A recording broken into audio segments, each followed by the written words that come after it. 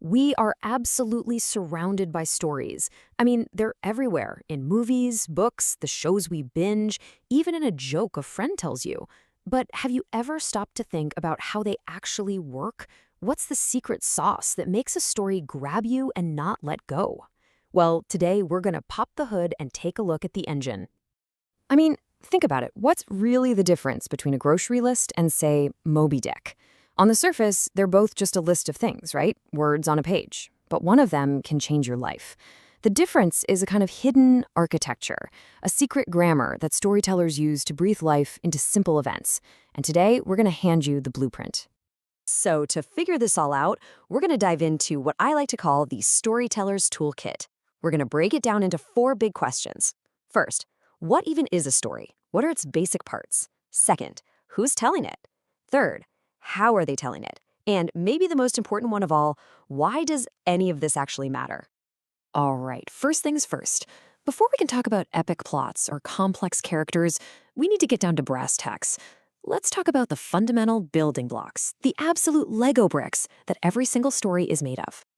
Okay, so this first distinction is a total game changer, and it comes from the novelist E.M. Forster. He said a story is just a sequence of events. For example, the king died and then the queen died. Okay, one thing happened, then another thing happened. It's a timeline. But a plot adds one crucial ingredient: causality. The king died and then the queen died of grief. See that?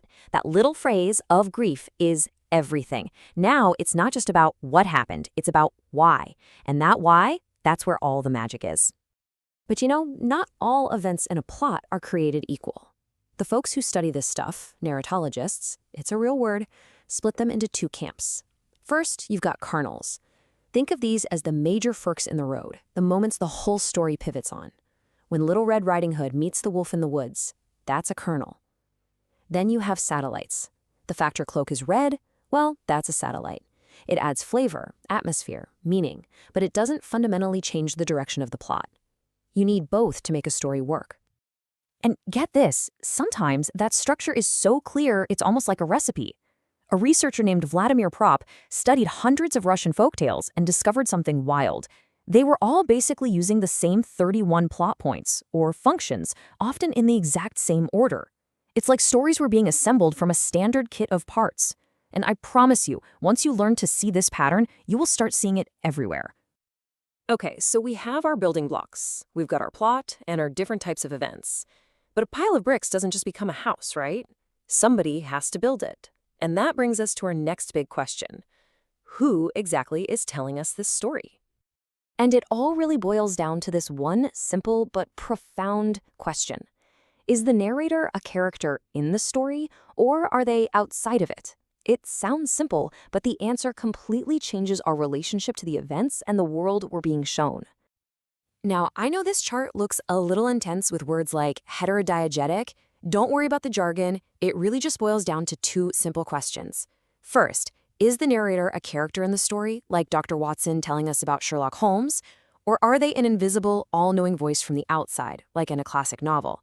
And second, is that narrator telling the main story, or are they a character telling a story inside the main story? You mix and match those answers, and you get every kind of narrator you can imagine. And as an audience, our brains are constantly doing this incredible juggling act. We're holding 2 perspectives at once. From the internal perspective, we're totally immersed. We believe in the characters and their world. But at the same time, from the external perspective, we're aware that we're watching something that was constructed. This is why we're totally fine with magic and Harry Potter if it's the rules of the genre, but we might get annoyed at an unbelievable coincidence in a realistic drama because it feels like a clumsy choice by the creator. And all this leads to a really key idea. When we read a story, we instinctively invent a version of the author in our heads, not the real person, but the mind of the story itself. It's that guiding intelligence we feel behind the scenes, the one that's making choices, hiding clues, and trying to communicate something to us. So we've covered the what and the who. Now let's get into the how. This is where the real artistry comes in.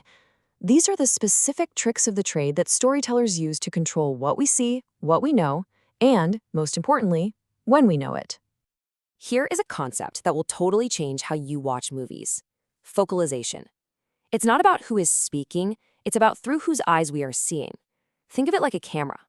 You can have an all-knowing, omniscient narrator, but they can choose to lock the camera onto one character's shoulder, so we are limited to only what that person sees, thinks, and feels. It's one of the most powerful tools for building suspense and empathy. And of course, stories almost never travel in a straight line. They love to mess with time. They jump into the past with flashbacks, the fancy term is analepsis, to give us crucial backstory, or they'll leap into the future with a flash forward or prolepsis to tease us with what's to come. Honestly, a lot of what separates a good storyteller from a great one is just mastering this control of time. So the theorist Roland Barthes had this idea that when we're reading a story, we're basically decoding it on 5 different channels at the same time. It sounds complicated, but it's not. You've got one channel for the plot, one for character clues, another for big themes, and so on. But the one I want to zoom in on, because it's the engine of so many great stories, is the channel for mysteries. This right here is the secret sauce of every thriller and whodunit you've ever loved. The story poses a huge question at the beginning, an enigma. Who's the killer? What's in the briefcase? But then, instead of giving us the answer, it deliberately makes us wait. It throws out red herrings, false leads, and tantalizing clues. This process of delaying the truth is what creates suspense and keeps us hitting next episode at 2 in the morning. Okay, so we've looked at what a story is, who tells it, and how it's told. For this final section, we have to ask the biggest question of all. So what? Why do we, as human beings, seem to need stories like we need air and water? Well, the answer might actually go all the way back to our evolutionary origins. Some thinkers argue that storytelling wasn't just entertainment for our ancestors. It was a survival tool. It was basically our first version of social media, a way to keep track of who is a good person to have around, who is a cheat, and who you could rely on. Stories were a piece of social technology for building cooperation. But it's even deeper than that. Stories don't just report on reality, they actively build it. See, no narrative is ever neutral. They are soaked in ideology, the unwritten rules, values, and beliefs of a culture.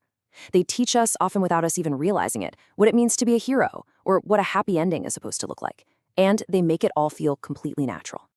And there's this fascinating concept for how this works called interpolation. The idea is that ideology, through a story, kind of shouts out, hey, you there. And when you identify with the hero, when you root for them to succeed, you are basically turning around and answering that call. In that moment, the story has invited you to adopt its values, and in doing so, you make those cultural ideas feel like your own personal, common-sense beliefs. So when you put it all together, it's clear that stories aren't just entertainment.